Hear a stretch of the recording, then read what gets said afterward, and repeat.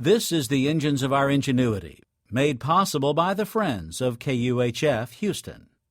Today our guest, NASA engineer Fitz Walker, remembers the P-51 Mustang. The University of Houston presents this series about the machines that make our civilization run and the people whose ingenuity created them.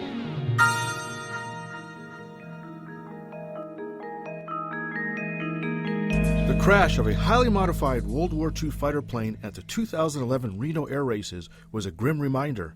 Pushing the limits in any vehicle can be fatal. But lost in that tragedy was a story of the vehicle itself, the North American P-51 Mustang fighter, a top-of-the-line combat aircraft from that era, almost universally coveted by aviation fans. In fact, the Mustang prominently appears in Steven Spielberg's movie Red Tails. The Mustang is instantly recognizable with its polished aluminum skin, sleek lines, and squared-off wings and tail. It was a marvel of aircraft engineering. What's surprising, though, is that it was designed not for America, but for the British. While England had an increasing inventory of its own Hurricanes and Spitfires, her intense struggle to repel Nazi Germany's air forces during the Battle of Britain depleted the supply. England needed every aircraft she could find, so she looked to the then-neutral United States for more. The British commissioned North American to develop a new fighter aircraft, known at the time for the T-6 Texan trainer and the multi-purpose B-25 medium bomber. North American designers and engineers went from conceptual design to flying prototype in just 4 months. An incredibly fast engineering feat then, and something almost impossible to do now. And then the engineers were even able to include revolutionary features and leading-edge technologies into the design. The wings, for example, use advanced airfoil technology developed by the National Advisory Committee for Aeronautics. That agency, NACA, would later be merged and transformed into a more well-known entity, NASA.